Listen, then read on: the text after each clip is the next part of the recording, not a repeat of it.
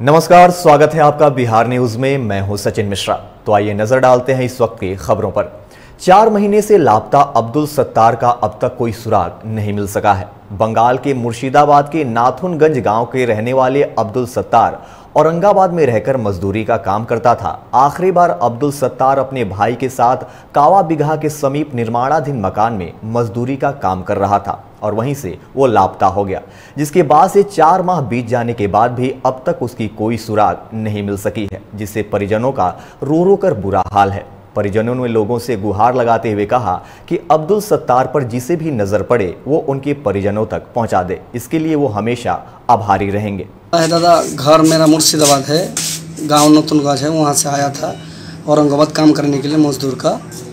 तो कामा बिगहा साइड में काम कर रहा था। वहाँ से मेरा भाई था, वो वहाँ से चल गया, मेरा साइड से लापता हो गया है। तो अभी तक नहीं मिल रहा है। घर में मम्मी डैडी सब रो रहा है। ये कामा बिगहा से एक मैंने मेरा भाई है, अब्दुल सत्तार है, वो भी साइड में काम कर रहा था। तो थोड़ा सा वो निकल के अभी तक आया नहीं। तो 6 महीना हो गया था। उसका नाम था अब्दुल सत्तार है। तो मजदूरी वाला काम कर रहा था। तो अभी भेंट हुआ नहीं, कुछ ही नहीं, अभी तक पता न चल रहा है कहाँ है कि ना है। बेगूसराय में ट्रेड यूनियन के नेताओं ने केंद्र सरकार के खिलाफ प्रतिरोध मार्च निकालकर डीएम ऑफिस पर प्रदर्शन के साथ नारेबाजी की। विरोध प्रदर्शन कर रहे लोगों ने आरोप लगाया कि केंद्र सरकार लगातार देश की संसाधनों का निजीकरण कर रही है। उन्होंने कहा कि अगर सरकार के द्वारा निजीकरण बंद नहीं हुआ तो आगे भी ट्रेड यूनियन के लोगों द्वारा विरोध प्रदर्शन किया जाएगा।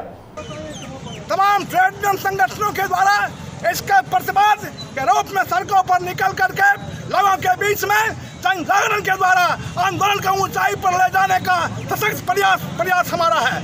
हम इसीलिए आज सड़कों पर तमाम CITU के लोग, एटक के नेता, एक्टू के नेता, इंटक के नेता सभी आज सड़कों पर उतरे हैं और रक्षा कारखाने के सवाल पर जो मजदूर वहाँ हड़ताल पर है उनके समर्थन में हम सड़क पर उतरे हुए हैं। और हम उनको ये कहना चाहते हैं, रक्षा क्षेत्र के मजदूरों, तुम डटे रहो, हम तुम्हारे साथ हैं। गया जिले के डुमरिया पटना स्टेट हाईवे 69 के मुख्य मार्ग पर नवनिर्माण पुल की दोनों तरफ की पाया हल्की बारिश के कारण ध्वस्त हो गया। बड़ी बात यह है कि टूटा हुआ पुल का किनारा आए दिन किसी बड़े हादसा को न्योता दे रहा है, लेकिन स्थानीय जनप्रतिनिधि व प्रशासन इसे लेकर बेपरवाह हैं।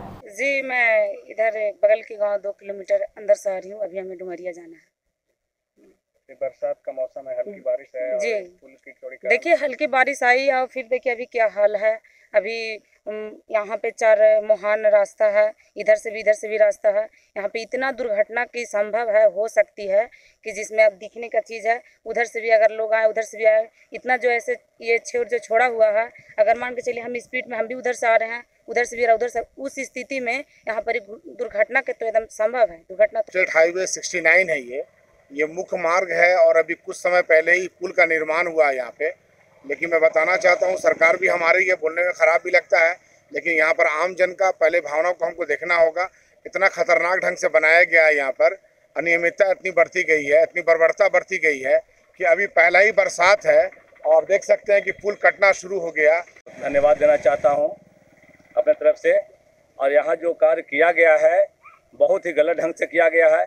जिस तरह विधवा महाराजों को छोड़ दिया जाता है उसी ढंग से छोड़ दिया गया है, कोई देखने वाला नहीं है। सहरसा में उत्पाद पुलिस ने गुप्त सूचना के आधार पर छापेमारी कर ई-रिक्शा पर लदी विदेशी शराब के खेप को बरामद किया। उत्पाद अधीक्षक अस्मिता प्रीतम ने बताया कि गुप्त सूचना मिली थी कि हवाई अड्डा के समीप शराब तस्करों द्वारा ई-रिक्शा से विदेशी शराब ले जाया जा रहा है। प्राप्त सूचना के आलोक में छापेमारी कर शराब लदा ई-रिक्शा को जब्त किया गया। हालांकि इस दौरान कारोबारी व चालक मौके से भागने में सफल रहे, लेकिन जब्त ई-रिक्शा के 33 नंबर के आधार पर आरोपियों की तलाश की जा रही है। कोई जमीन पर अनलोड कर रहा था किसी कैंपस में? नहीं, हाँ, हमारी गाड़ी को देख के अनलोड कर रहा था, वो भाग गया है। तो कुछ 1-2 पेटी उतारा गया था, बाकी ई-रिक्शा पर ही लोड था।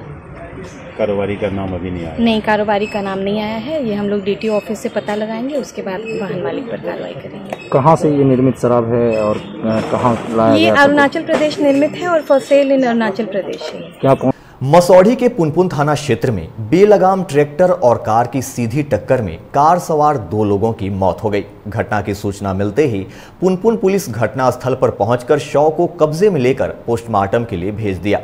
मृतकों की पहचान रवि पासवान गौरीचक जबकि दीपक पासवान जहानाबाद के रूप में हुई है।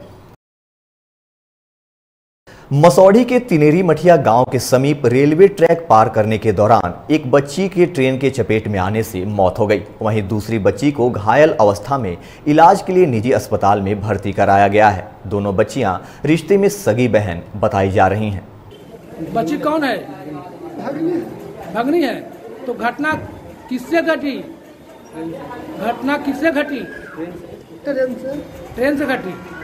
पिंकी कुमारी। और ये घायल है उसका पूनम। और एक और है? और कहाँ? 2 ही लोग हैं। 2 लोग कहाँ के रहने वाले थे? रहने वाले तो नदौल के। नदौल के। पिंकी कुमारी के पूनम कुमारी के पिताजी का नाम क्या है? दोनों एक ही, मतलब राज वल्लभ जी। दोनों का इलाज कहाँ चल रहा है? यहाँ एगो अभ्यस और एक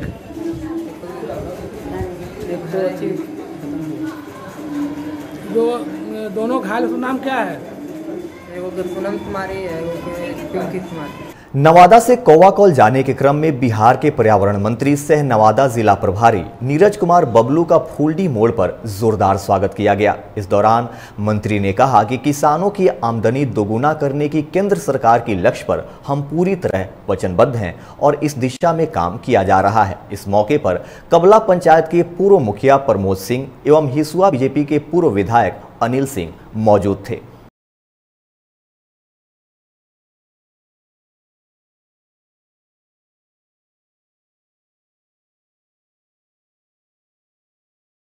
तो फिलहाल के लिए बस इतना ही। तब तक के लिए मुझे दीजिए इजाजत और देखते रहिए बिहार न्यूज़।